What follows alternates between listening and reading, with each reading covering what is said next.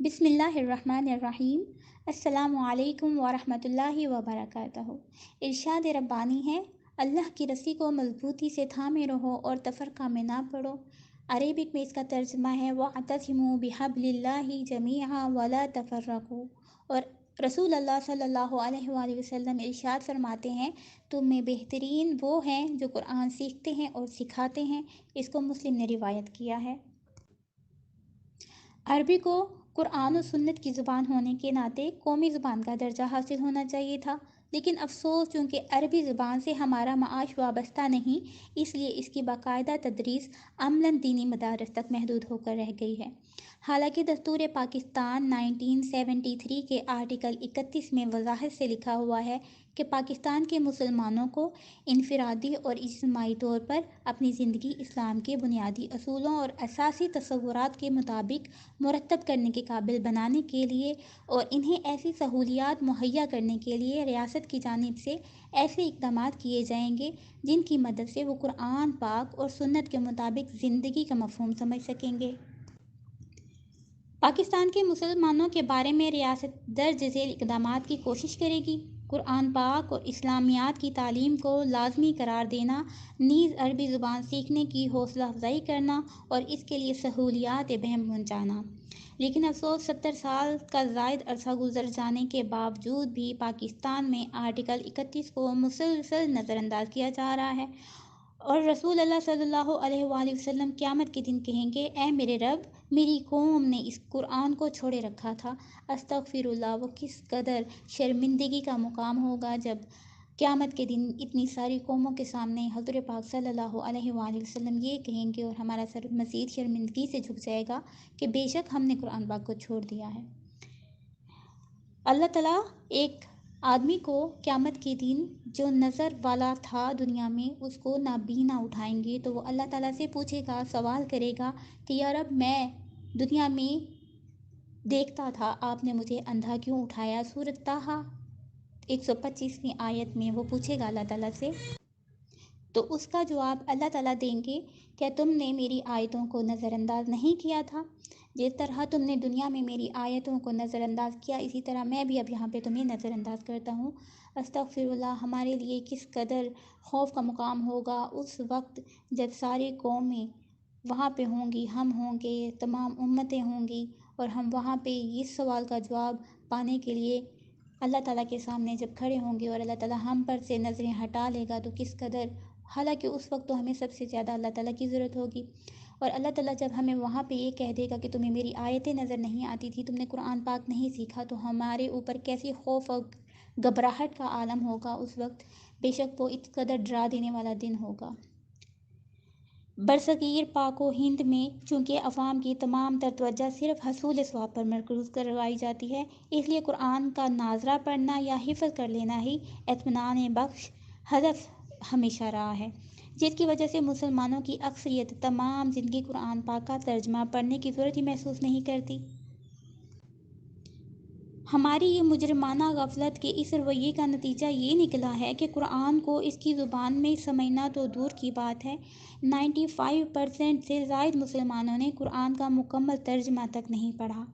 معاشرے میں دینداروں اور مختلف دینی جماعتوں کے کارکنان کی کمی نہیں ہے، لیکن کسی شعوری اور عملی کوشش کی عدم موجودگی کی بنا پر دیندار اور دینی کارکن دین کے نام پر بہت کچھ سنتے پڑھتے تو ہیں، لیکن قرآن پاک جس کو اولیت حاصل ہونی چاہیے، اس کو اس کی زبان میں سمجھنا تو دور کی بات، اس کا سادہ اور مکمل ترجمہ تک نہیں پڑھتے، جس کی بنا پر آج ہر فرقہ جماعت اپنے آپ کو صحیح اور باقیوں کو گمراہ قرار دے رہا ہے۔ پاکستان کے دستور کی دفعہ 227 میں بالکل وضاحت سے لکھا ہے کہ تمام موجودہ قوانین کو قرآن و سنت میں اسلامی احکام کے مطابق بنایا جائے گا زندگی کو، اور ایسا کوئی قانون واضح نہیں کیا جائے گا جو مرکوزہ احکام کے منافی ہو۔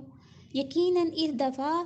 پر عمل درآمد کا ذمہ دار بالواسطہ یا بلاواسطہ ہمارا طبقہ ہے، لیکن اس طبقے میں شامل ہمارے سیاستدان، ججز، جرنلز، بیوروکریٹس، میڈیا اینکرز اور دیگر اہم جو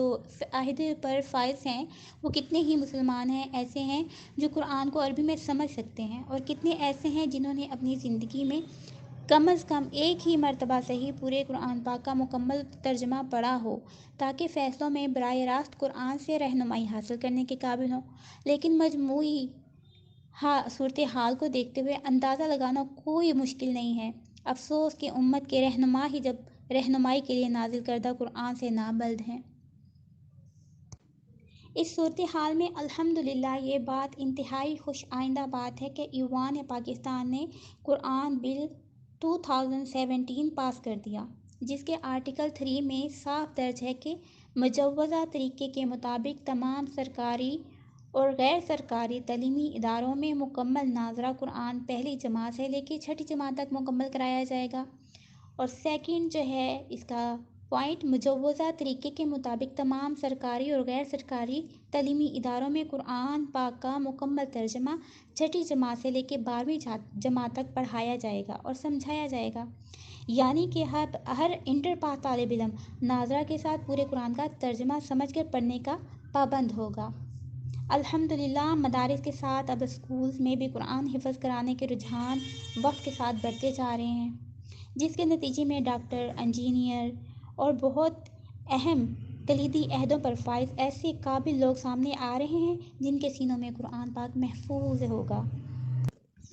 ہمارے ہاں جو تعلیمی نظام ہے، مدارس جہاں علماء کرام طویل جامع اور نصاب پڑھ کر قرآن پاک کو سمجھنے کے قابل ہوتے ہیں، جبکہ دوسرا جدید دنیاوی تعلیم پر مشتمل نظام ہے جس کو پڑھ کر فارغ ہونے والے طلبہ سب کچھ سمجھتے ہیں، لیکن وقت کی کمی اور صرف اور نحو کے طویل اور مشکل ہونے کی وجہ سے ان کی یہ خواہش جو ہے قرآن پاک کو سمجھنے کے جو وہ سوچنا چاہتے ہیں، حالانکہ ان میں سب سے بڑی تعداد حفاظ کی ہوتی ہے، اس مسئلے کے حل کے لیے قرآن کا ترجمہ وہ رٹنے لگتے ہیں، لیکن معلوم ہوتا ہے رٹا ہوا ترجمہ وقت کے ساتھ ساتھ ذہن سے محو ہو جاتا ہے۔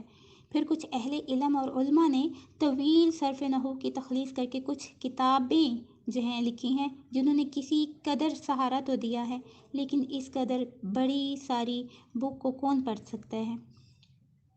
یہ تو دریا کو کوزے میں بند کرنے کا محاورہ ہو جاتا ہے۔ طلبہ شروع میں ہی ہمت ہار دیتے ہیں، یا اگر وقت کی کمی میں وہ کسی قدر سیکھ بھی لیں تو دوران ترجمہ عربی گرامر کا مسلسل استعمال ان کے لیے مشکل مرحلہ ثابت ہوتا ہے۔ اس لیے ہم آپ کے لیے اور سب کے لیے، بڑوں کے لیے، بچوں کے لیے اور جو ایج والے ہیں، زیادہ ایج والے ہیں، ان کے لیے بہت مختصر اور آسان ترجمہ لے کے آ رہے ہیں، جس کو سیکھنے سے آپ مکمل طور پر قرآن پاک سے فائدہ اٹھا سکتے ہیں۔ کیا آپ نے کرنا ہے؟ آپ نے ہماری ویڈیوز کو ہم سے بات کرنی ہے، ہماری ویڈیوز کو دیکھنا ہے اور کوشش کرنی ہے اسے آپ نے اپنی زندگی میں بنانا ہے، چونکہ انشاءاللہ تعالیٰ اب ویڈیوز بھی ہوں گی اور قرآن پاک کی آیات کا، ان کی تشریح کا، مفہوم کا، لفظی ترجمے کا آہستہ آہستہ ہم شیئر کرتے جائیں گے۔ اس طرح ہم لوگوں کے علم میں اور اللہ تعالیٰ آپ لوگوں کے علم میں اضافہ فرمائے اور ہمیں کامیابی عطا فرمائے، اور ہم سب کو قرآن پاک کو سیکھ کر، سمجھ کر، پڑھ کر اس پر عمل کرنے کی توفیق دے۔ آمین ثم آمین۔ اللہ حافظ۔